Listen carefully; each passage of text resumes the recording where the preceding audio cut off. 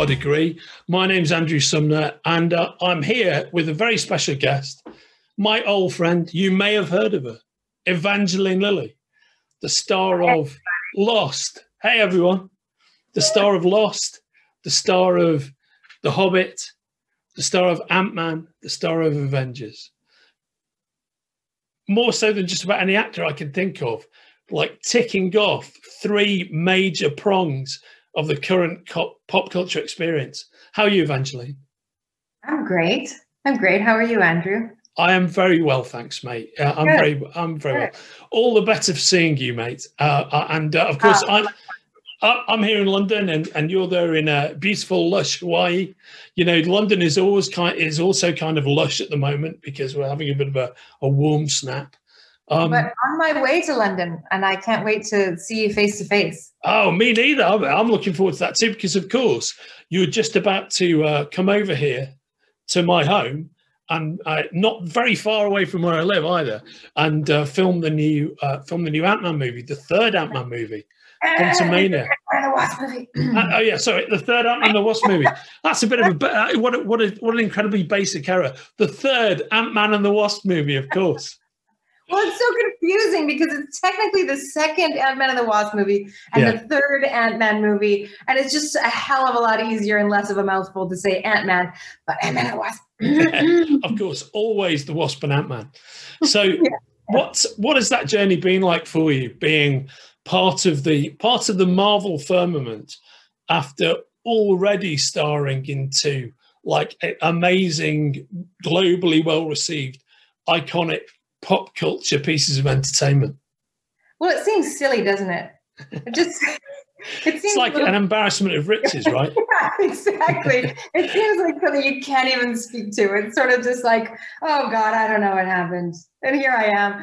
But I think it's been a journey of, and it's sort of a classic hero's journey or an odyssey of reticence and reluctance and sort of rejection of this crazy world of fandom and fanfare and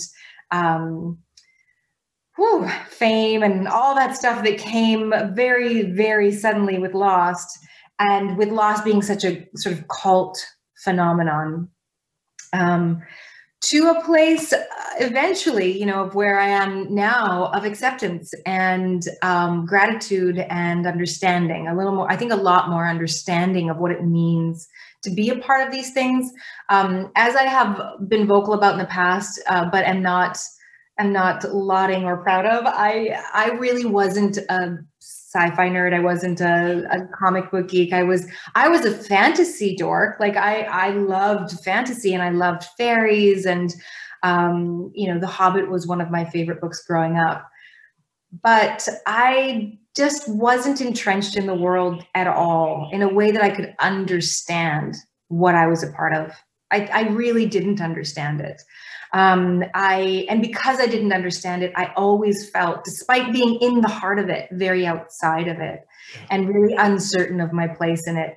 And so I did this thing that was sort of a knee-jerk reaction at the beginning of my career, which was to just stay where I was comfortable, which is what I knew, which was, I'm just like you.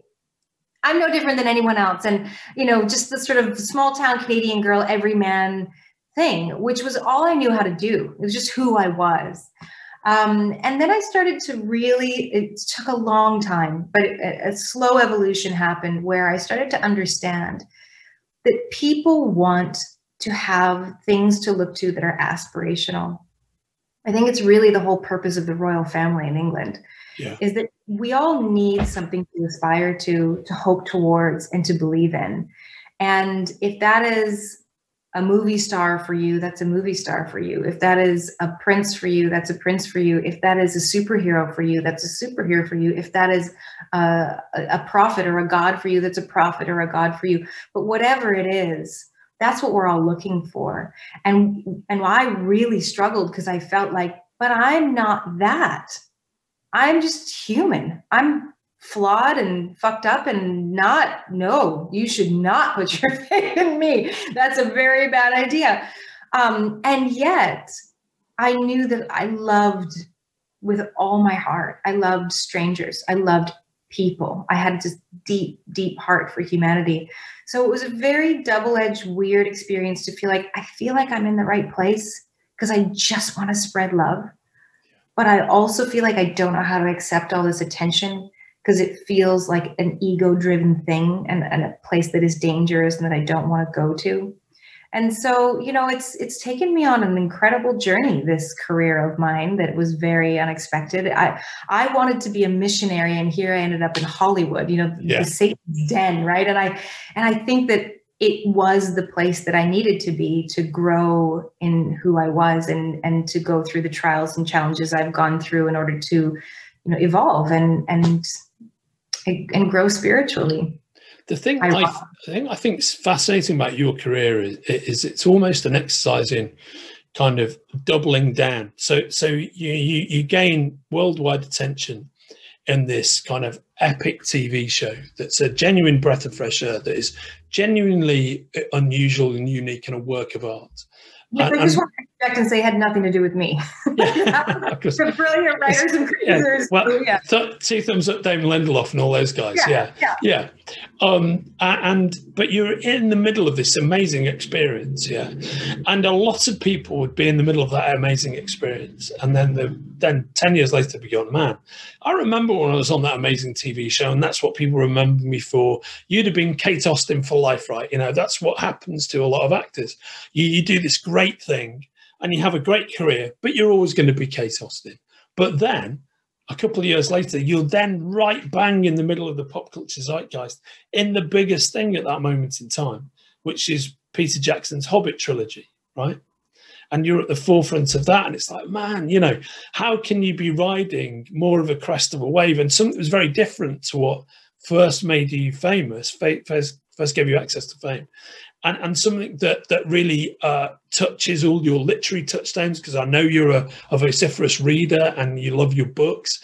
And so for something to be so successful and all pervasive, but to be fundamentally rooted in a great book, that must have felt amazing. Yeah. And the two experiences are very different. And just to round up my thoughts, so you're at that point and you finish that off and it's like, well, man, I got 2 bites of that really weird lightning in a bottle cherry, which almost never happens. And now I look forward to whatever other acting roles I'm going to do and to look back on those touchstones, only to have, the biggest thing rock along right now and to be in the middle of, one of the great pop culture revolutions, that the stuff that I've loved all my life, for it to take over comic book culture, to take over global popular culture. And not only that, to do work that's genuinely of a very high standard in the middle of that. And then to be in the middle of this kind of quality pop culture tornado that's Avengers Endgame, which funnily enough recalls, so many, you mentioned briefly about your faith, recalls so many of the really impressive vistas that come with religion and faith. To be in the middle of that, this almost like tale of these clashing gods and whatnot, that just must have been an amazing experience. It must be an amazing experience. Yeah. It's cool to hear you sort of lay it out like that, because I'm only just in a place now in my life where I'm starting to have it all kind of sink in. I think when you're on the road and you're strapped into the roller coaster, it's sort of hard to gain perspective, and you have your small experiences, and there's sort of a greater picture. There's more going on, but you're still so entrenched in your own little experience, And so, I was grateful when I ended up in the Hobbit and the Marvel worlds that I wasn't at the heart or the center of them. I was grateful to be a peripheral character, because it was so intense being in the eye of the storm of Lost, and extremely uncomfortable for me. And I actually love being a part of it, but still being able to sort of hold myself a little bit outside of it and watch the circus, and watch history in the making. And I remember when I did Avengers Endgame, and we all gathered for the wedding scene. I don't know if you're familiar with this lore, but Tony Stark's funeral scene was being dubbed the wedding scene because they were trying to keep it so secret and under wraps. They were even telling the rest of the cast, oh, it's a wedding scene. We all knew it wasn't. Like, information gets around. But when I showed up for that, it was a real pinch me moment in my life and career, where I'm standing on a set with 40 other bona fide movie stars who at this point in time, because of the trajectory of the Marvel universe, are rock stars in their own right, all of them. And I felt like, I love that I'm just with a bunch of science geeks. Like, like me and Paul and Michael and Michelle, we were like our own little nucleus. Like hovered amidst all these rock stars of like, we're kind of dorky and smart. And I really, it's helped me gain perspective. I think when you're really the core of it, like, you know, when you're the Misha Barton on the OC, or, you know, you're like Tony Stark in the Avengers, you're Robert Downey Jr., it's a very different experience than when you get to sort of be one of the hangers-on on the outside. And that's really fun for me and has given me license to just sit back and enjoy it. It's really lovely to hear you talk about it in that way, because it struck me when I was watching that scene, which I take it you probably filmed in Atlanta. Is that right? Yeah. Yeah. So was it blisteringly hot when you did that moment? It was really hot, but we shot most of it early enough in the day that we didn't have to suffer through it. I mean, I was in like a wool suit. Right on. Yeah, that's what I was thinking. It was black, but I don't remember being uncomfortable. Frankly, I don't know if I would have noticed if I was uncomfortable because it was such a moment. It was just so overwhelmingly insane to be there. Not just like be there. Like, I mean, I think if I had been a crew member, I would have been like, this is so cool that I'm here doing this. But I was one of them. Like, I was an Avenger. Like, they're in the you are an Avenger. Yeah, right. I mean, I don't think I would have noticed if I was a little hot. Yeah, no, of course. I mean, it struck me as and I know Marvel did their own version of this, but it struck me as the living, breathing version of one of those great studio photographs. Like, everybody who's signed to MGM, everybody who's signed to Warner Brothers, they're in that same moment at the same time. We had that moment in Marvel. We did the 10-year anniversary. Or was it 10-year anniversary? 10 year, where we all got together. And it was during the shooting of that, because they knew it was an opportunity. We had all the cast in one place at one time, which was an impossible logistic nightmare for the poor production people to get all of us in the same place at the same time with everybody's varying schedules. And so they took advantage of that. And that's when they did the Entertainment Weekly photo shoot for the 10-year anniversary of Marvel. And again, like, just being in that hangar with all these people on that stadium, you know, like, I don't know if I'm alone in this or if we all felt this way, but I felt like, really? Why am I here? I don't know. I don't know how I got here. I don't understand, but here I am. And I just have to trust. I just have to trust I'm supposed to be here, that there's a reason that I'm here. And I don't quite know what it is. I don't know if I'll ever quite know what it is. But such a great once in a lifetime moment. I mean, this is my point. I mean, you've had this bell rung such a number of times. It's like great ensemble cast on Lost, great ensemble cast on The Hobbit, amazing ensemble cast on The Avengers. You know, I mean, man, you know, people go that have successful careers when they never get one of those moments. I know. It's incredible. I went to Paris once for the Jules Verne Festival. And didn't really know who Jules Verne was, you know, didn't really have a concept of what I was stepping into. And I walked into an auditorium when they introduced me. And the noise, the cacophony of noise that the crowd created was so deafening that I had almost an out-of-body experience.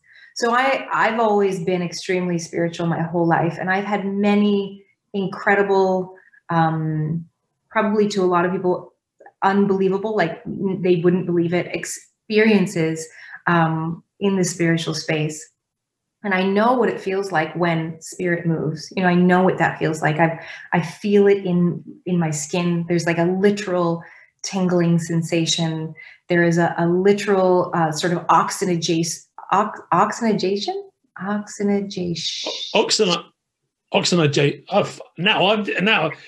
Until a minute ago, I could say that word.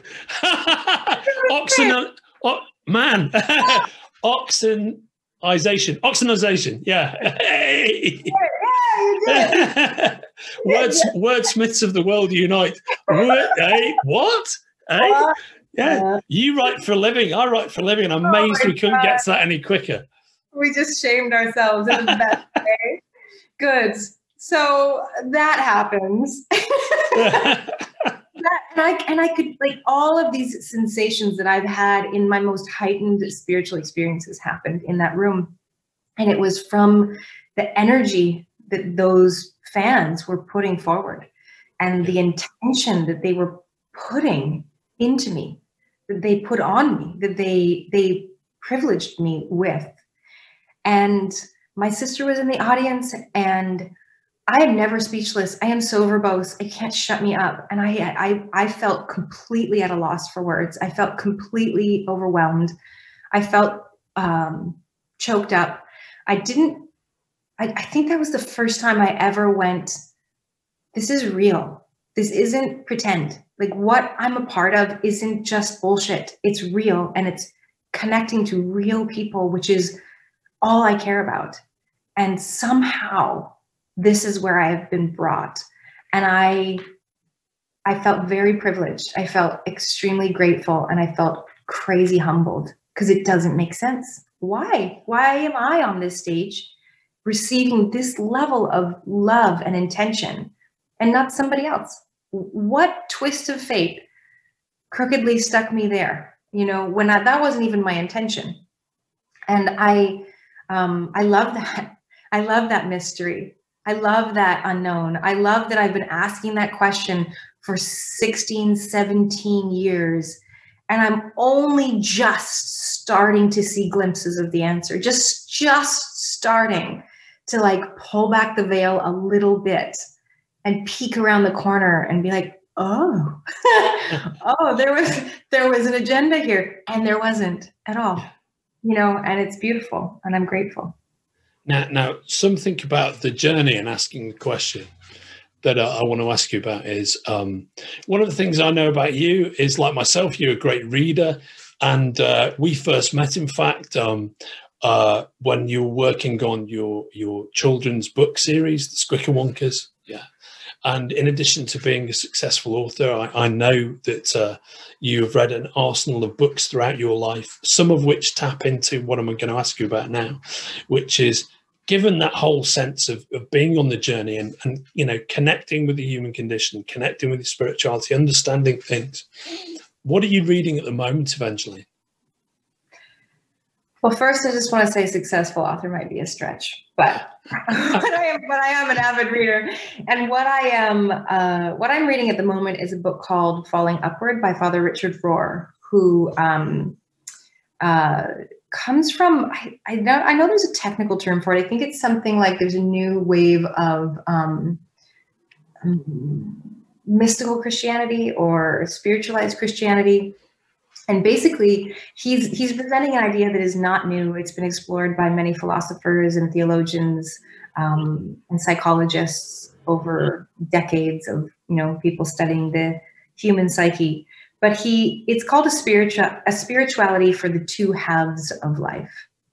And he basically suggests that life is made up of two halves. That there is our youth, and then there is our maturity. And that those two halves have very different intentions and ought to be lived very differently.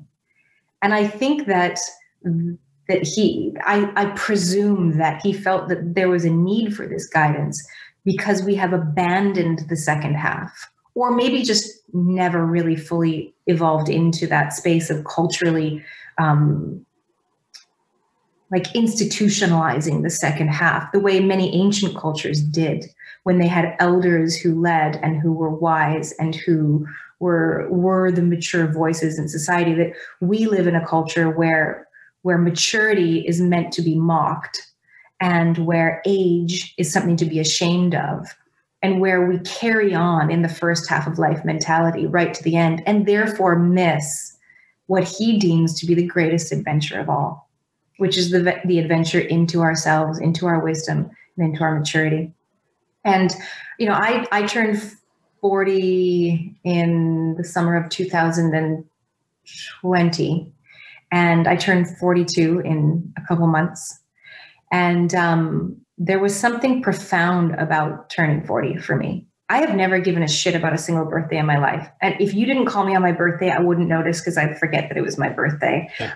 My family forgot it was my birthday one year. And the day after, my mom was like, oh my God, we missed your birthday. I think I was about 14. And I was like, oh, it was my birthday yesterday. Like, birthdays aren't a big thing for me. And partly that's just because I love sort of the presence of living. And I don't really know about these markers we call age and what they sort of mean. It doesn't really mean a lot to me. But 40 meant something. It just really meant something. I remember at 37 checking in and going, I'm going to be 40 in 3 years. What does that mean? And where do I stand with what I've done with my life? And how do I feel about that? And am I satisfied? And it's after this incredible intro you just gave me, it's almost embarrassing to say that at 37, I was like, I'm not satisfied. I'm not satisfied with what I've done. I'm not satisfied with where I'm at. And then I had to, sort of really dig into why not, and what is the question that needs to be asked to get to the answer of what would satisfy me.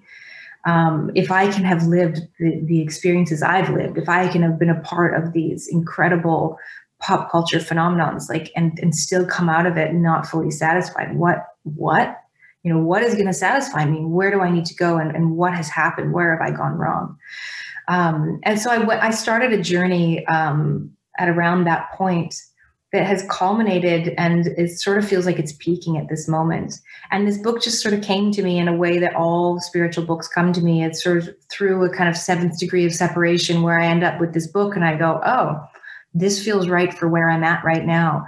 And the book is sort of me looking, has prompted me to look back on the last 20 years of adulthood and really take stock, and really take a moment to really look at it and do what you just did, which is really appreciate what I've done and where I've gone and what I've seen and who I've met and what I've been through and what that means and how that's fed me and how I've been nourished and how I've been blessed and how I've been cared for, and my trials and my tribulations and the ways I've come out of that, so that I can turn my face forward and look at the horizon and think about what it would mean to live another 20 years and how I want to go about that.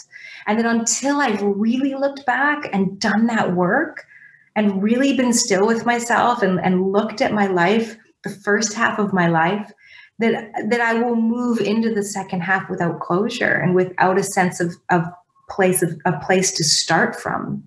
And so that's kind of what I'm spiritually in the process of doing over the last 5-ish years, but really intensely over the last 2 years. And then, really looking forward to over the next few weeks or 6 or so weeks with you is looking back and seeing the journey that I've been on. Yeah. I'm looking forward to chatting to you about that too, which is as good a time as any to say that, yeah, this is an episode of Hard Degree, but it is also the debut introductory episode of a sub-series that we're doing, myself and Evangeline, entitled Evangeline Lilly's Library of the Soul. And what we're going to do is take a step back and look at Evangeline's journey throughout the last 15 years or so, charted through her personal development and her personal relationship with spirituality and belief and the human condition. And the signposts along that way will be 5 novels, or 5 books rather, that have been tremendously important to Evangeline. Is that not right, mate? Yeah, that's right.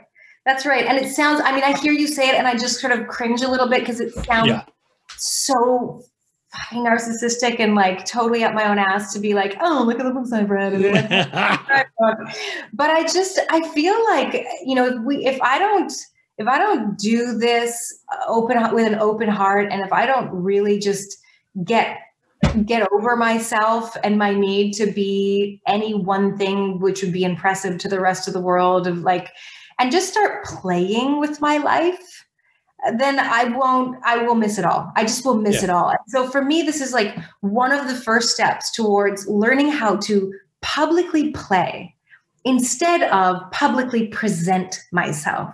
Ta-da, here I am, buttoned up, know what I'm going to say, very careful, stay away from territory that could potentially get me in hot water. Like, just play, just be me and have fun. And that's for me what these following weeks are going to be about, talking to you. I can't wait. I didn't really choose you or us, but like we sort of organically just came to this because we had a conversation for your Forbidden Planet podcast. Yes. And it was such an ease of conversation, and it was so fun that you and I were both like, we got to do that again. Yeah, right on. Like, how do we make that happen? What do we got to do to do that again? That was fun. Yeah. And so I think what was really cool was I remember, you know, we brainstormed a few ideas, and then I'll never forget the day. I know where I was. I know what I was doing. I was pacing outside of a secondhand store where I was about to go in and donate clothes, and there was chickens. You'll probably remember. Yeah. You might remember. I remember this. Yeah. Yeah, because in Hawaii there's chickens everywhere. And I remember you just saying to me, listen, my guts are telling me, from what I know of you, you love books. And from what I know of you, you are on a very intentional journey in your life, and that books have influenced that journey. Like, I feel like there's something there. And I was like, uh-oh, this guy and I have something. Like, we're in sync. There's something connective about, like, he understands something about me without knowing me deeply.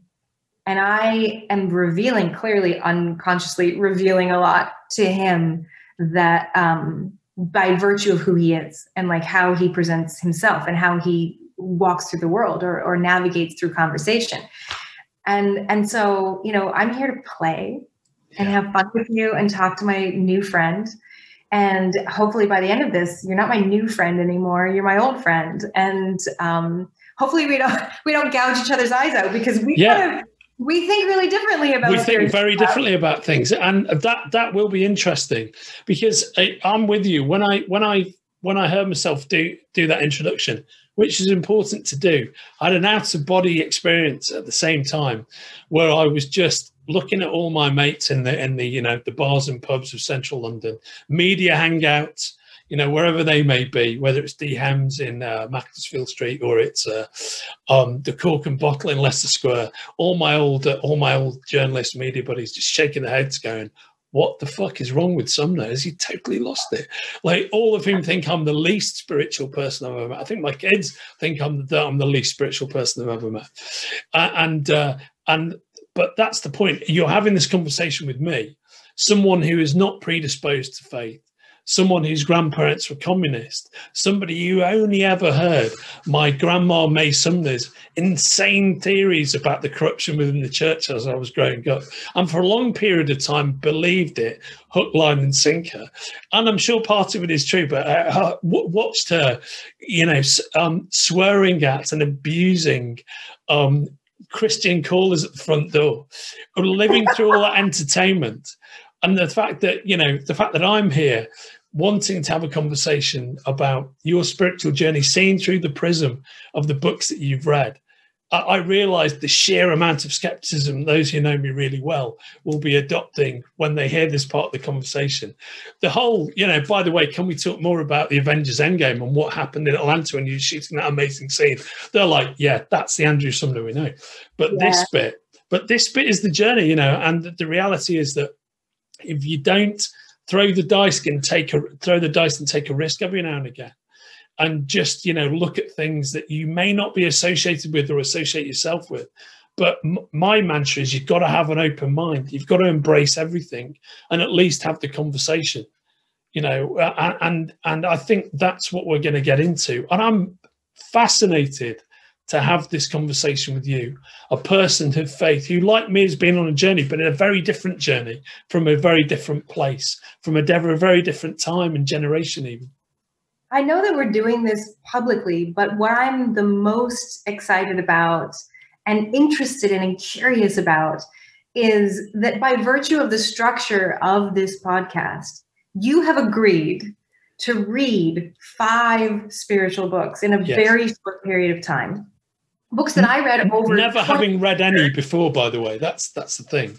Oh my God, really? Yeah. So nothing ever. So I don't think I've ever read the only perhaps spiritual book I can ever think of reading that would qualify like that would be the Atkins Diet. I think that's the only spiritual book I've ever attempted. And I failed at that, by the way. So hey, that's somebody's spirituality, right? That's somebody's God right there. Exactly. Yeah, exactly. Yeah, I think, but that's what. So I am like, I love that people are listening, and I'm so excited to hear from the listeners, like how they're responding to these conversations. That really gets me excited. But nothing gets me more excited than, like, I can't wait to hear what your perspective on these books will be, because I've read them in a vacuum. I read them in my own experience. I read them through the eyes of my own faith. And that faith has evolved and shifted and changed, but ultimately it's the same. It's just always been there. It's always been with me since as long as I can remember. I believe in the things unseen, and I get so much nourishment from that faith.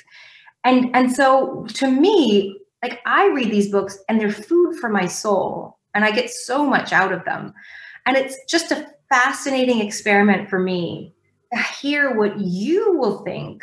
Somebody who doesn't believe what I believe, who doesn't subscribe to the things I subscribe to, who doesn't necessarily even have interest in this stuff. And in some ways, I feel like a total slave driver that you're now reading these books because of me. But I do like reading, so I do like absorbing new information, even if it's not within my wheelhouse. To absorb, and maybe not so much pleasurable reading time, if I'm honest. They're very dense. They're sort of intellectually and theologically dense books. Yeah. Some of them, a lot of them, and so I'm very excited because I really like hearing other people's perspectives on, essentially in a very sort of actory, a narcissistic way, on me. Like, I like reading my fans' comments on Instagram, even if they're negative, because I'm just so interested in how I'm being perceived, or so interested in not necessarily how I'm being perceived, but how whatever idea I'm discussing is being perceived. Because it's really easy to get in my own head about, oh, this makes sense and that doesn't make sense. And then you hear somebody else's perspective and you go, wait a minute. Okay, wait, I thought it made sense, but now I'm not so sure. And then that's where you can really refine your belief. Like, that's where you really get clear on what you know beyond a shadow of a doubt within yourself, deep within yourself, is true. And like, it's okay if somebody else doesn't, and it's okay, if you and I disagree, but I really want to hear what you think. I really am interested in your perspective. Mate, I am also excited for a number of reasons, not the least of which is that it has been a very long time since anyone has told me to read something and I've read it. And it's been so long ago that the last person to do that was my high school English teacher, a great teacher, a guy called Alban Furness. And he's the last person who ever made me read any books I hadn't selected for myself. Because I did an entire English degree and did well at an English degree, while essentially not reading the curriculum and just reading what I wanted to read. And ever since then, I've been completely self-selecting. I'm massively solipsistic when it comes to my reading habits, and people often recommend books. I'm like, even send me them or give them to me. Oh, thank you so much, mate. It's very kind of you. And but I've just always read what I want. But I'm setting that, not that I'm saying that's a brilliant thing, and not that I'm like, blowing my own horn and going, oh, fuck yeah, I'm the man. I just read what I want. But that just has been either a good thing or a limitation or both. Yeah. But this time, I'm genuinely going to read these books that you have selected to narrate your story with, and for me to share with you as we go along. So I'm really looking forward to it, mate. It's going to be a novel experience for me. In advance, you're welcome, and I'm so sorry. And I think what would be interesting for the people listening to the podcast is to just it's 5 books and 5 sequences in your life that we're going to go through over the next 5 weeks, and then we'll probably round up with a concluding episode just to talk about it all. But what are those 5 books in case anybody listening to this wants to read along with us, Evangeline? Right, or order them in advance, right? Because a lot of people... Yeah, exactly.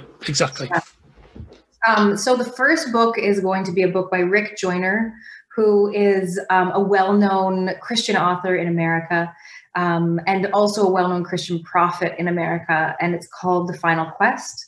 And really, it's a 2-part series. It's called The Final Quest and The Call, and together they're called The Vision.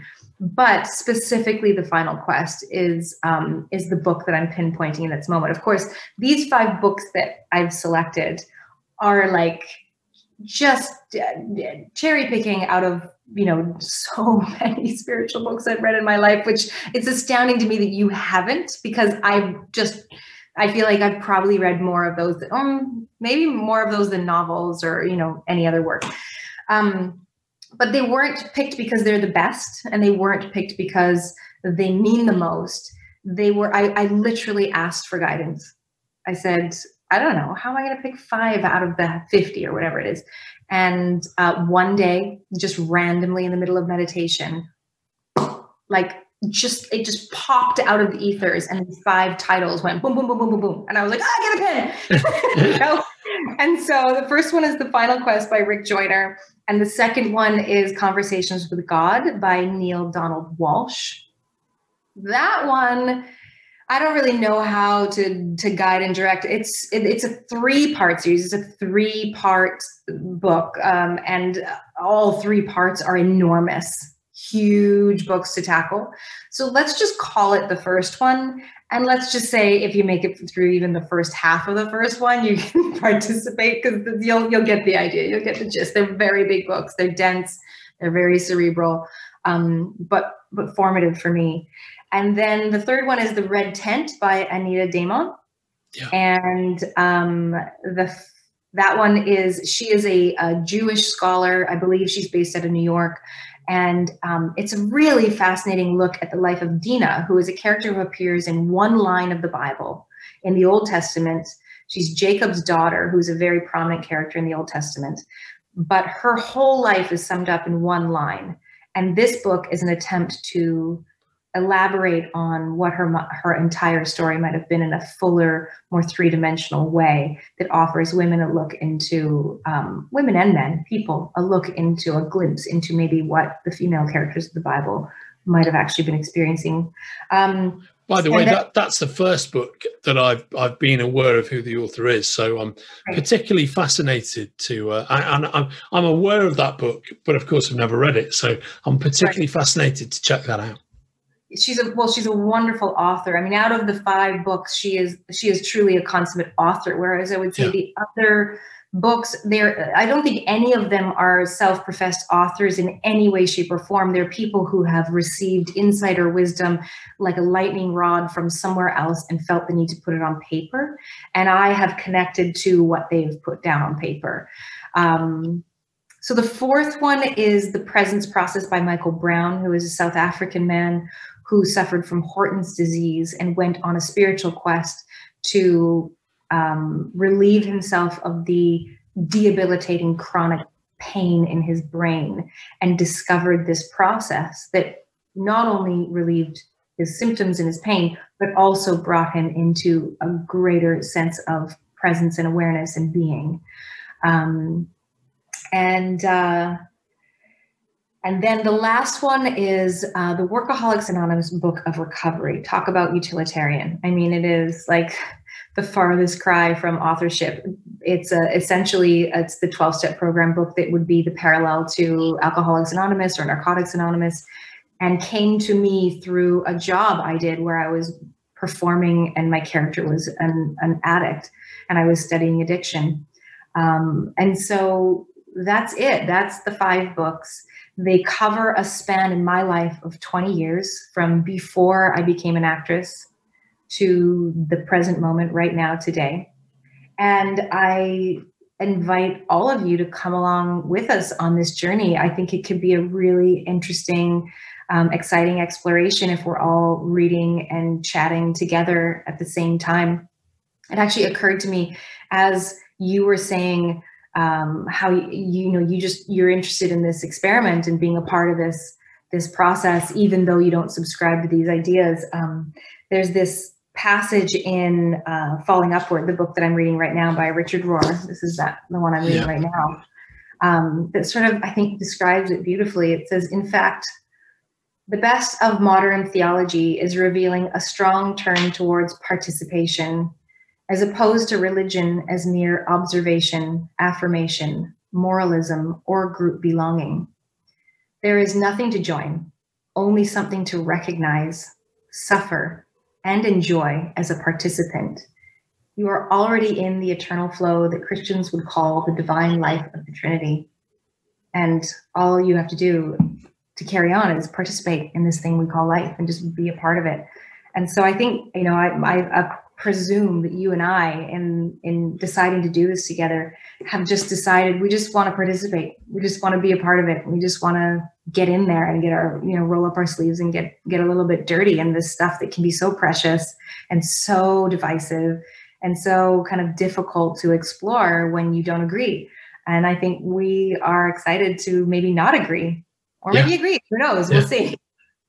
Yeah, exactly. Maybe it'll be a non-agree, maybe it'll be a soft agree, maybe it'll be a hard agree. Whatever it's going to be, I am genuinely going to enjoy the journey, because as you've touched upon a number of times, Evangeline, this is something that I'd never do in a million years. So therefore, if I'm going to start reading spiritual books or self-help books or somewhere between the dark confluence between the two, I might as well be doing it with you in a very structured way about books that are very meaningful to you. So this in itself, to me, is a grand experiment, which I can't wait to, as you say, roll my sleeves up and get into with you. I'm just looking forward to the dialogue, the discourse, and seeing how I feel about everything, and listening to your experience as well. Well, I'm so honored. I didn't know. I mean, I knew, but I didn't know just how outside of the comfort zone this was for you. So I'm so honored that you are trusting me with that experience. That's going to be really fun. I mean, when I suggested 5 books, I thought we'd be talking about Moby Dick, about Macbeth, about, The Big Sleep by Raymond Chandler. I was thinking, yeah, man, I'm really looking forward to talking to Evangeline about The Big Sleep. I've got so much to say about that book. Oh, right, okay. Well, yeah, we're doing spiritual books then. Okay.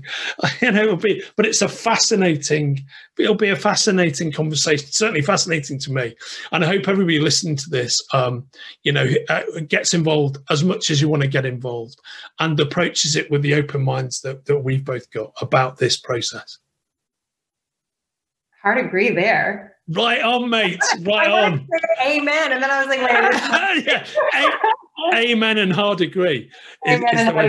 So this has been hard agree, but in reality, it has been the debut episode, the introductory episode of Evangeline Lilly's Library of the Soul, with the one, the only, Kate Austin, Tariel, the Wasp, Hope Van Dyne, Evangeline Lilly, and myself, Andrew Sumner, and we're looking forward to coming at you every week for the next 5 weeks with a different book and a different slice of experience from Evangeline's life every week. And we hope you're going to join us and enjoy yourselves. So excited. Yeah. Come play with us. Yeah, come and play with us. Well said, mate. You take care of yourself. Have a lovely week. And I can't wait to see you next week for Final Quest by Rick Joyner. That's our book number 1, right, mate? Cheers. I'll see you then. Take care, pal. All the best. Bye-bye. Bye-bye. You've been listening to Hard Agree. This episode was edited by John Horsley and Kenrick Regan, and our theme music, Golden, was written and performed for this show by Liverpool's finest band, Denio. Hard Agree is a production of the Spoilerverse and myself, Andrew Sumner.